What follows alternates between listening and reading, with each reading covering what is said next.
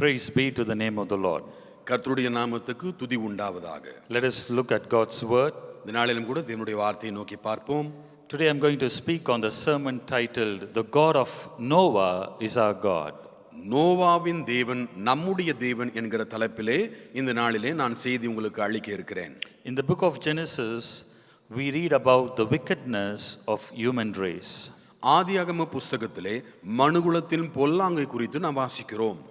The thoughts and intentions of the people were only evil. ஜனங்களுடைய இருதயத்தின் நினைவுகளின் தோற்றமெல்லாம் நித்ததும் பொல்லாததே என்று சொல்லி அங்கே எழுதப்பட்டிருக்கிறது. In the midst of that wicked generation, a man named Noah found favor in the sight of God. அப்படிப்பட்ட ஒரு பொல்லாத சந்ததியின் மத்தியிலே நோவா என்கிற ஒரு மனிதனுக்கு தேவனுடைய கண்களிலே கிருபை கிடைத்தது.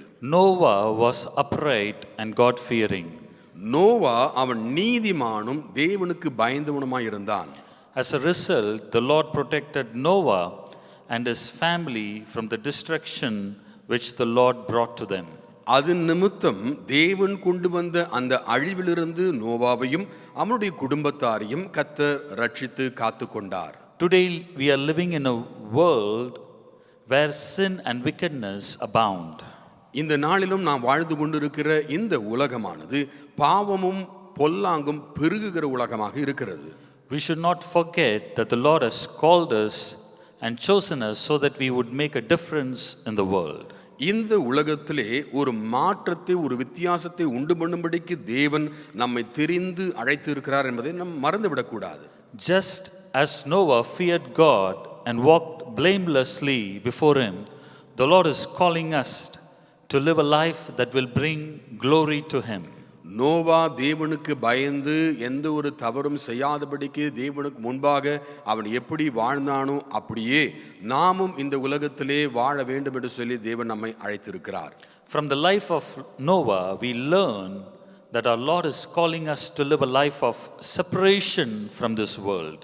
நோவாவுடைய வாழ்க்கையிலிருந்து நாம் கற்றுக்கொள்கிற பாடம் என்ன?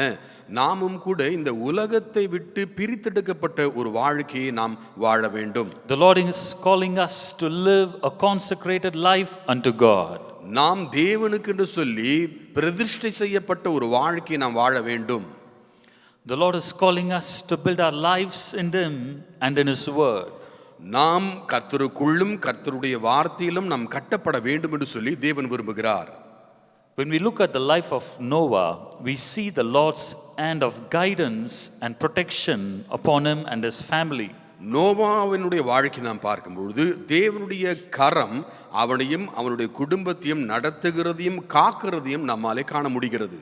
How did Noah live and what did he do in order to receive God's favor?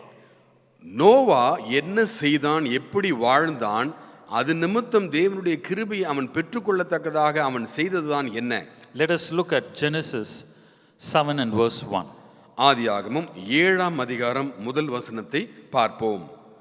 கர்த்தர் நோவாவை நோக்கி, நீயும் உன் வீட்டார் அனைவரும் பேழைக்குள் பிரவேசியுங்கள், இந்த சந்ததியில் உன்னை எனக்கு முன்பாக நீதிமானாக கண்டேன். The Lord said to Noah, go into the ark, you and all your household, for I have seen that you are righteous before me. கர்த்தர் நோவாவை நோக்கி, நீயும் உன் வீட்டார் அனைவரும் பேழைக்குள் பிரவேசியுங்கள், இந்த சந்ததியில் உன்னை எனக்கு முன்பாக நீதிமானாக கண்டேன். I have seen you. நான் உன்னை கண்டேன். I have seen that you are righteous. நீ நீதிமானாக இருக்கிறதை நான் கண்டேன். First, our God sees us. முதலாவது நம்முடைய தேவன் நம்மை காண்கிறவராக இருக்கிறார். The Lord sees our inner being.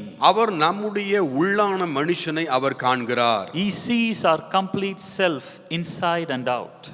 உள்ளும் புறமுமாக நம்மை முழுவதுமாக அவர் காண்கிறார். The Lord looks at the hearts of His people. தம்முடைய ஜனத்தின் இருதயங்களை கர்த்தர் நோக்கி பார்க்கிறார். During Noah's time, when the Lord looked at the people whom He created, He saw the wickedness of men. நோவாவின் நாட்களிலே தான் உண்டு பண்ணின ஜனங்களை தேவன் நோக்கி பார்க்கும் பொழுது அவருடைய இருதயத்திலே பொல்லாங்கு நிறைந்ததாய் இருந்ததை அவர் கண்டார். The wickedness of men was so great on the earth. அந்த உலகத்திலே அந்த ஜனங்களுடைய இருதயத்தின் பொல்லாங்கு அவ்வளவு மிகுதியாக காணப்பட்டது. Every intention of the thoughts of his heart was only evil continually. அவருடைய இருதயத்தின் நினைவுகளும் தோற்றமும் எப்பொழுதும் அதுவை பொல்லாததாய் இருந்தது. But when the Lord looked at Noah, he saw that he was righteous. ஆனாலோ தேவன் நோவாவை நோக்கி பார்த்தபொழுது நோவா தேவனுடைய கண்களுக்கு முன்பாக நீதிமானாக காணப்பட்டான். The Lord's eyes were upon Noah and his family. தேவனுடைய கண்கள் நோவாவின் மீதும் அவருடைய குடும்பத்தார் மீதும் இருந்தது. Let us go back to Genesis 7 and verse 1. ஆதியாகமம் 7ஆம் அதிகாரம் 1ஆம் வசனத்துக்கு மறுபடியும் நாம் போவோம்.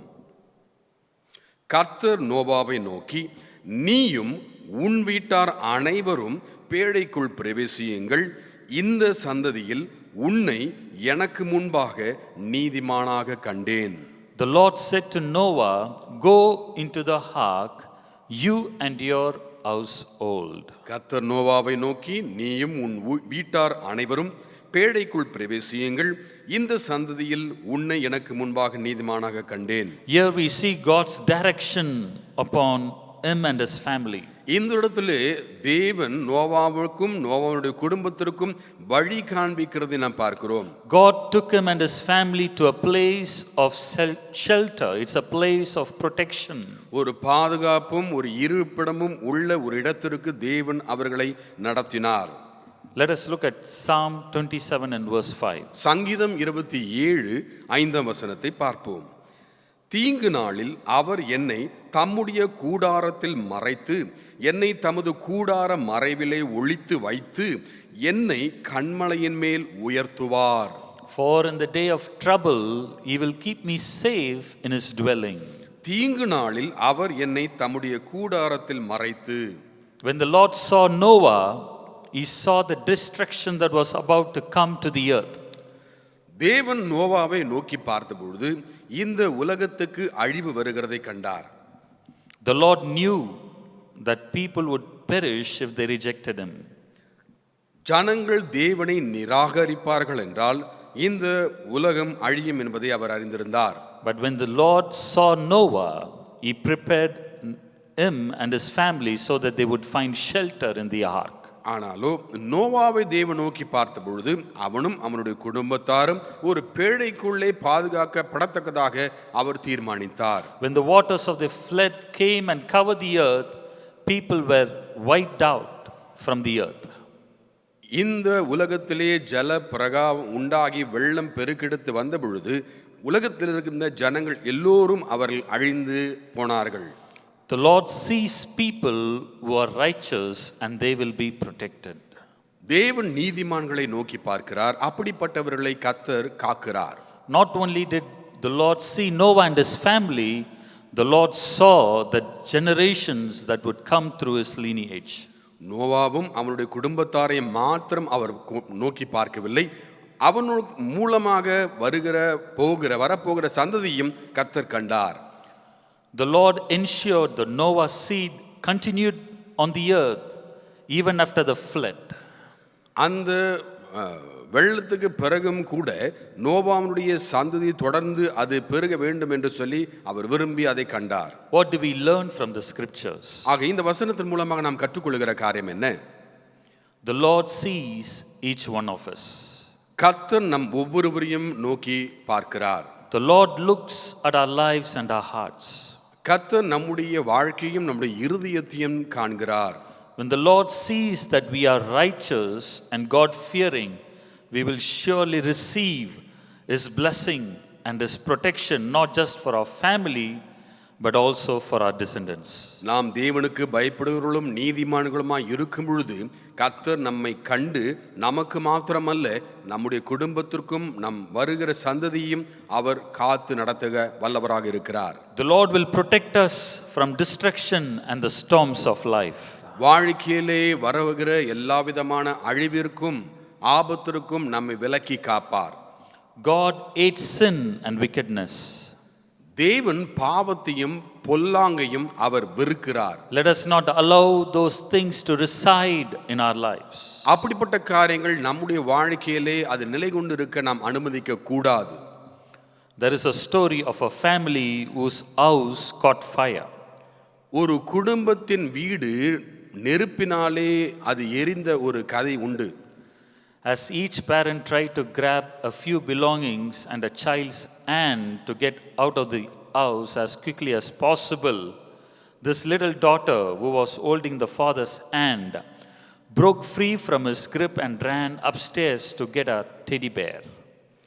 இந்த பெற்றோர்கள் இருவர்களும் தங்களுக்கு முடிந்ததையெல்லாம் கையில் எடுத்துக்கொண்டு வீட்டை விட்டு வெளியே தப்பி அவர் முயற்சி செய்து கொண்டிருந்த பொழுது அந்த பிள்ளையிலே ஒரு பிள்ளை, ஒரு மகள் தகப்பனுடைய கையை உதறிவிட்டு மாடியிலே இருந்த ஒரு பொம்மையை அதை எடுக்கும்படிக்கு ஓடினது. However, when trying to come down, she found that she was trapped by the enveloping flames. She therefore ran to the upstairs window and shouted for her father's help. ஆனாலும் அவள் மாடியிலிருந்து இறங்குவதற்கு முன்பாக அந்த நெருப்பு அதிகமாக எரிய தொடங்கினபடியினாலே அவளால் வெளியே வர முடியவில்லை. ஆகையினாலே அவள் மீண்டுமாக மாடியிலே ஏறி ஜன்னல் வழியாக தன்னுடைய தகப்பனை நோக்கி கூப்பிட்டு உதவிக்காக அவள் கதறினாள். By then her father ran outside the house and stood facing the upstairs window to save her.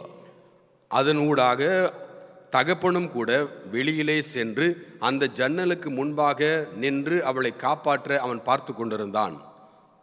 The father shouted back, "Jump down, I will catch you." அப்பொழுது அந்த தகப்பன் அந்த மகளை பார்த்து அவர் சத்தமாய் சொன்னார், "மகளே, நீ குதி, நான் உன்னை பிடித்துக் கொள்கிறேன்" என்றார். Since she could not see her father clearly through the smoke, the little girl cried, "I'm scared to jump, Daddy." அங்கு ஒரே புகை மூட்டமாய் இருந்தபடியினாலே அவள் தன்னுடைய தகப்பனை தெளிவாக காண முடியாத ஒரு சூழ்நிலை ஆகியனாலே குதிக்க அவளுக்கு ஒரு பயம் உண்டாயிருந்தது. I can't see you. அப்பொழுது அவள் சொல்கிறாள், "அப்பா, நான் உங்களை காண முடியவில்லை. I'm scared to jump." ஆகியனாலே எனக்கு குதிக்க எனக்கு பயமாக இருக்கிறது. Her father replied, "Don't worry, you just jump."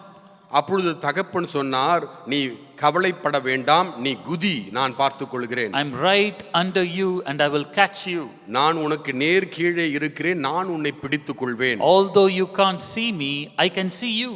நீ என்னை காண முடியாமல் இருந்தாலும் என்னாலே உன்னை காண முடிகிறது."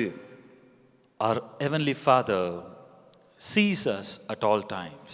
நம்முடைய பரலோக தகப்பன் எல்லா நேரங்களிலும் நம்மை அவர் காண்கிறார். We find protection in his loving arms. அவருடைய அன்பின் கரத்திலே நாம் பாதுகாப்பை நாம் காண்கிறோம். He will never desert us. அவர் ஒருபொழுதும் நம்மை தள்ளிவிட மாட்டார். The Lord has promised his children that he would never leave them nor forsake them. கர்த்தர் தம்முடைய பிள்ளைகளுக்கு வாக்கு பண்ணியிருக்கிறார், நான் உன்னை விட்டு விலகுவதும் இல்லை, நான் உன்னை கைவிடுவதும் இல்லை. The Lord's eyes are upon us.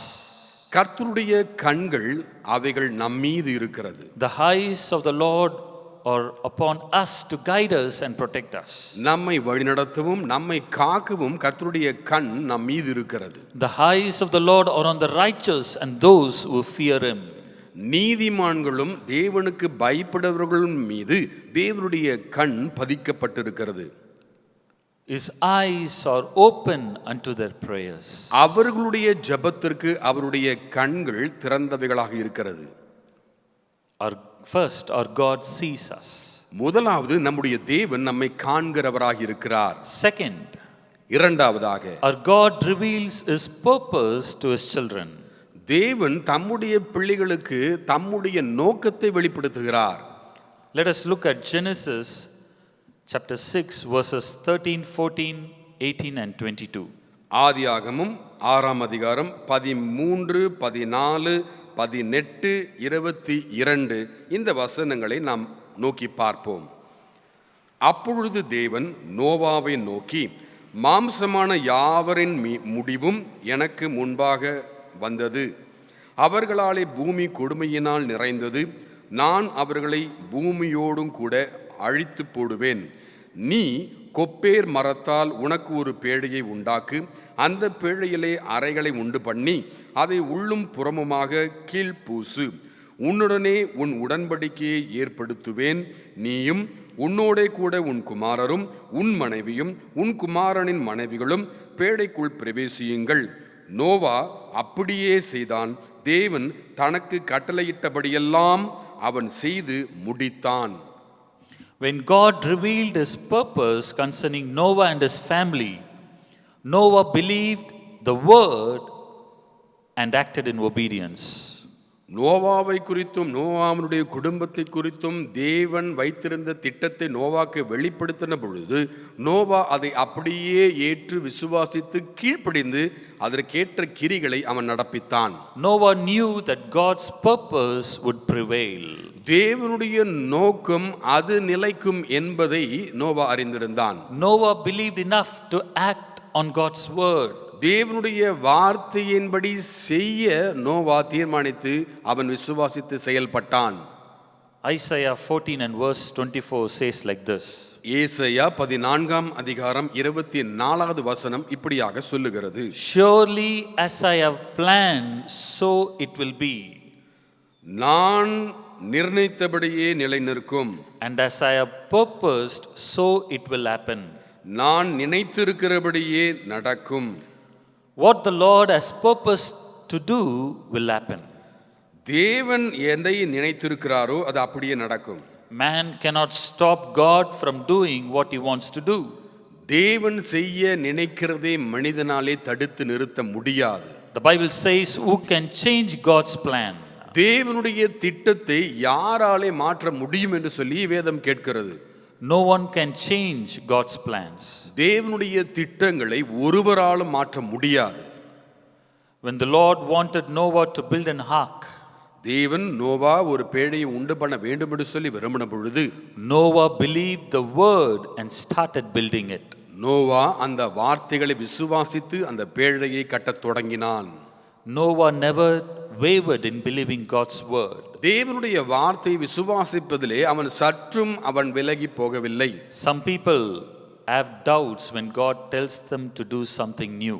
சில ஜனங்கள் தேவன் ஒரு புதிய காரியத்தை செய்ய சொல்லும் பொழுது அவர்களுக்கு சந்தேகம் வந்து விடுகிறது. Some people have doubts when God tells them to do something different. ஒரு வித்தியாசமான ஒரு காரியத்தை செய்ய தேவன் சொல்லும் பொழுது அவர்களுக்கு சந்தேகம் வந்து விடுகிறது. Building an ark is completely a new task. ஒரு பேழையை உண்டு பண்ணுகிற அந்த காரியம் முற்றிலும் ஒரு புதிய ஒரு வேலையாக அந்நாட்களில் இருந்தது. Building such a big ark is a tough task. அப்படிப்பட்ட ஒரு பெரிய பேழையை கட்டுவது ஒரு பெரிதான கடினமான ஒரு வேலை. One needs to get all the required items to build an ark. அப்படியாக ஒரு பேழையை கட்ட தேவையான எல்லா உபகரணங்களும் தேவையாக இருக்கிறது. We do not know exactly how long it took for Noah to build the ark. அந்த பேழையை கட்டி முடிக்க நோவாவுக்கு எத்தனை நாட்கள் ஆனதுன்னு சொல்லி நமக்கு சரியாக தெரியாது. Noah could have taken 60 or 80 years or even more than that to build the ark and complete the work. 60 அல்லது 80 அல்லது அதற்கும் மேலான ஆண்டுகள் ஒருவேளை அந்த பேழையை கட்டி முடிக்க நோவாக்கு நேரம் எடுத்திருக்கலாம். However, Noah trusted God's plan and acted in obedience. ஆனாலும் தேவனுடைய திட்டத்தை நோவா விசுவாசித்து அந்த விசுவாசத்திலே அவன் கிரியை செய்து செயல்பட்டான். Some could have said to him, "It will not rain. Why are you wasting your time in building an ark?" மற்றவர்கள் அவனிடத்திலே சொல்லியிருக்கலாம், மழை பெய்ய போகிறதில்லை, ஏன் பேழையை கட்டுகிற இந்த வேலையிலே உன் நேரத்தை செலவிடுகிறாய் என்று சொல்லியிருக்கலாம். He never accepted the opinion of others. மற்ற ஜனங்களுடைய அவர்களுடைய கூற்றை அவர்களுடைய வார்த்தைகளை அவன் செவி கொடுக்கவில்லை. For Noah, this was a God's plan, so he believed what God said and acted in obedience to his word. நோவாவுக்கோ இது தேவனுடைய திட்டம், ஆகையினாலே தேவனுடைய வார்த்தைக்கு கீழ்ப்படிந்து அதன்படியே நான் செயல்படுவேன் என்கிற ஒரு தீர்மானத்தோடு இருந்தான். Proverbs 16 and verse 20 says like this. நீதிமொழிகள் 16 அதிகாரம் 20 வசனம் இப்படியாக சொல்லுகிறது. விவேகத்துடன் காரியத்தை நடப்பிக்கிறவன் நன்மை பெறுவான், கர்த்தரை நம்புகிறவன் பாக்கியவான். Hallelujah. Hallelujah. Noah listened to God's instruction and his counsel. Noah தேவனுடைய ஆலோசனையையும் அவருடைய போதனையும் அவன் கேட்டு அதன்படி நடந்தான். God led Noah and his family safely and wonderfully. நோவாவையும் அவருடைய குடும்பத்தாரையும் தேவன் அற்புத விதமாக அருமையாக நடத்தி சென்றார். In the Middle Eastern deserts, Arabian horses are trained rigorously. இந்த மத்திய கிழக்கு அந்த பகுதியிலே இருக்கிற இந்த பாலைவனத்திலே ஜனங்கள் அநேக காரியங்களை பயிற்சிக்கிறார்கள். The horses must learn to fully obey their master. அங்க இருக்கிற அந்த விலங்குகள் தங்களுடைய எஜமான்களுக்கு முழுவதுமாக கீழ்ப்படிய கற்றுக்கொள்கிறது. The obedience is tested by depriving the horses of water for many days and then turning them loose near water. அப்படிப்பட்ட அந்த குதிரைகள் அந்த எஜமான்களுக்கு உண்மையாக கீழ்ப்படுகிறதா இல்லையா என்பதை சோதிக்கத்தக்கதாக அந்த குதிரைகளுக்கு கொடுக்க வேண்டிய தண்ணீரை கொடுக்காதபடிக்கு பல நாட்களை வைத்து அதன் பிறகு தண்ணீர் இருக்கிற பகுதியிலே அந்த குதிரையை அவிழ்த்து விடுவார்கள். As the horses get to the edge of the water and just before they drink of the much needed water, the trainer blows his whistle. If the horses have learned to obey, they turn around and come back to the trainer, who then gives them as much water as they need. அப்பொழுது அந்த குதிரை அந்த தண்ணீரை குடிக்க அது நெருங்கும் பொழுது அந்த குதிரையை பயிற்சிவிக்கிறவர் அவர் என்ன செய்வார்? அவர் ஒரு விசிலை ஊதுவார். அப்பொழுது அந்த குதிரை அது கீழ்ப்படுகிற குதிரையாக இருக்குமானால் அது உடனடியாக திரும்பி அந்த பயிற்சியாளரிடத்திலே அந்த குதிரை திரும்பி வந்துவிடும். அப்பொழுது அந்த பயிற்சியாளர் அந்த குதிரைக்கு தேவையான அளவு தண்ணீரை கொடுப்பார். The trainer knows what his horses need. அந்த குதிரைக்கு என்ன தேவை என்பதை அந்த பயிற்சியாளர் அறிந்திருப்பார். And will not allow them to die of thirst. தாகத்தினாலே அது இறந்து விடாதபடிக்கு அவர் பார்த்துக் கொள்வார். But they must trust him. ஆனாலோ அவைகள் அவரை விசுவாசிக்க வேண்டும். God knows what his children need. தம்முடைய பிள்ளைகளுக்கு என்ன தேவை என்பதை தேவன் அறிந்திருக்கிறார். And wants to supply it. அதை அவர்களுக்கு அவர் கொடுக்க விரும்புகிறார். But we must trust and obey him. ஆனாலோ நாம் தேவனை விசுவாசித்து அவருக்கு கீழ்ப்படிய வேண்டும். Even if the Arabian horses had strong feelings to eat something or drink some water, could not do so as they had to follow their master. அந்த அரேபிய குதிரைகளும் அவைகள் ஏதாவது சாப்பிட வேண்டும் குடிக்க வேண்டும் என்கிற ஒரு வாஞ்சை அவர்களுக்குள் இருந்தாலும் தங்களை பயிற்சிவிக்கிறவர் எப்படி நடத்துகிறாரோ அதன்படியே அவைகள் கீழ்ப்படிந்து நடக்கிறது. In the same way, when the Lord has a purpose concerning our lives, the Lord wants us to fulfill it. அதுபோலவே தேவன் நம்முடைய வாழ்க்கையை குறித்த ஒரு நோக்கத்தை வைத்திருக்கும் பொழுது அதை அவர் நிறைவேற்ற நாம் இடம் கொடுக்க வேண்டும். The Lord expects us to fulfill it rather than doing something else which God never intended us to do. நாம் எதை செய்ய கூடாததோ அதை நாம் செய்யாதபடிக்கு தேவனுடைய திட்டம் நம்முடைய வாழ்க்கையிலே நிறைவேறத்தக்கதாக நாம் செயல்பட வேண்டும். In the book of Numbers, we read about the 12 men who went to spy out the land of Canaan. என்னாகமத்திலே 12 நபர்கள் அந்த தேசத்தை வேவு பார்க்க போனதை குறித்து நாம் வாசிக்கிறோம். The Lord wanted to give this land to the people of Israel as their inheritance. இஸ்ரவேல் ஜனங்களுக்கு தேவன் அவர்களுக்கு அந்த தேசத்தை ஒரு சுதந்திரமாக கொடுக்க விரும்பினார். The spies observed the land and the people. அந்த வேவுக்காரர்கள் அந்த தேசத்தையும் அந்த தேசத்து ஜனத்தாரையும் அவர்கள் வேவு பார்த்தார்கள். The land was beautiful, but the people who lived there were huge and powerful. அந்த தேசம் மிகவும் அழகுள்ளதாக இருந்தது. ஆனாலோ அங்கு வாசமாய் இருந்த ஜனங்கள் அவர்கள் ராட்சதராக இருந்தார்கள்.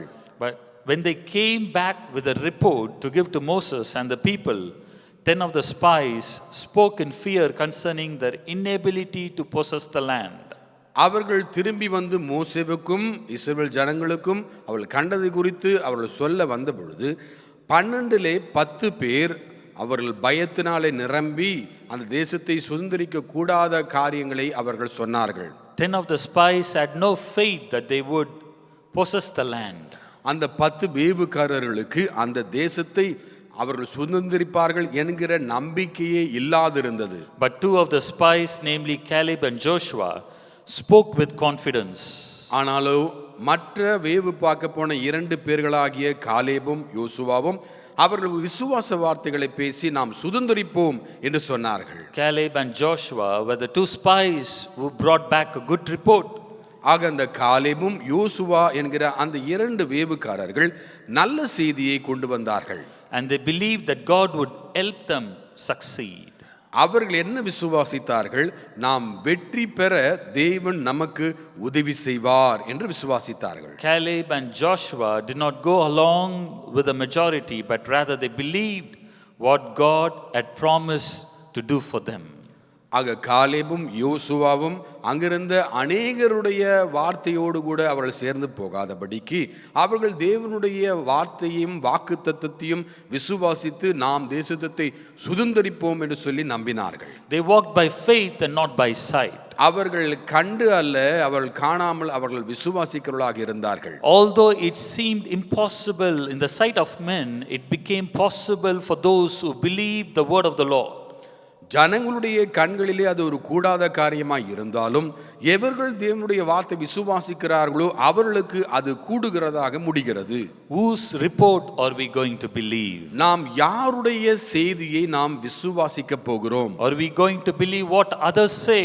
மற்றவர்கள் சொல்லுகிறதை நாம் விசுவாசிக்க போகிறோமா? Or are we going to believe what the word of God says? அல்லது தேவனுடைய வார்த்தை என்ன சொல்லுகிறதோ அதை நாம் விசுவாசிக்க போகிறோமா? The scripture says it is better to trust in the Lord than to trust in man. மனிதனை நம்புவதை காட்டிலும் கர்த்தர் மேல் பற்றுதலாய் இருப்பது நலம் என்று சொல்லி வேதம் சொல்லுகிறது. Here we see Caleb and Joshua fulfilling God's purpose in that situation. இந்த இடத்திலே அந்த சூழ்நிலையிலே காலேபும் யோசுவாவும் தேவனுடைய நோக்கத்தை திட்டத்தை நிறைவேற்றுகிறதை நாம் பார்க்கிறோம். The Lord wants us to fulfill his purposes in our lives. கர்த்தர் நம்முடைய வாழ்க்கையிலே அவருடைய நோக்கத்தை நிறைவேற்ற வேண்டும் என்று சொல்லி விரும்புகிறார். Just as Noah listened to God's instructions and fulfilled God's purpose on this earth, we should also listen to what God says and fulfill his will in our lives. Noah எப்படி தேவன் கற்றுக் கொடுத்தவைகளை கேட்டு அதன்படியே கீழ்ப்படிந்து நடந்து தேவ திட்டத்தை நிறைவேற்றினானோ நாமும் அதுபோலவே தேவனுடைய திட்டத்தை நிறைவேற்றுவர்களாக காணப்பட வேண்டும். Let me summarize what we just heard. இப்பொழுது நாம் கேட்டவைகளை நான் சுருக்கமாக சொல்லி முடிக்கிறேன். First, our God sees us. முதலாவது நம்முடைய தேவன் நம்மை காண்கிறவராக இருக்கிறார். He sees our hearts, our thoughts and our situations. அவர் நம்முடைய இருதயங்களும் நம்முடைய நினைவுகளையும் நம்முடைய சூழ்நிலைகளையும் அவர் காண்கிறார். The Lord will guide us and protect us when we commit ourselves to him and his will. நம்மை தேவனுக்கும் தேவனுடைய சித்தத்திற்கும் நாம் ஒப்பு கொடுக்கும் பொழுது தேவன் நம்மை ஆளுகை செய்து நம்மை நடத்துவார், வழி காண்பிப்பார். Second, our God reveals his purpose to us so that we would fulfill it. இரண்டாவது, நாம் அவருடைய திட்டத்தை நிறைவேற்றத்தக்கதாக அவருடைய நோக்கங்களை அவர் நமக்கு வெளிப்படுத்துகிறார். It is better to trust in the Lord than to trust in man. மனிதனை நம்புவதை காட்டிலும் கர்த்தர் மேல் பற்றுதலாய் இருப்பது நலம். The Lord wants us to believe his word and act on it in obedience. நாம் தேவனுடைய வார்த்தையை விசுவாசித்து அந்த விசுவாசத்தின் செயலாக அவருக்கு கீழ்ப்படிய வேண்டும் என்று சொல்லி தேவன் விரும்புகிறார். The God of Noah is our God.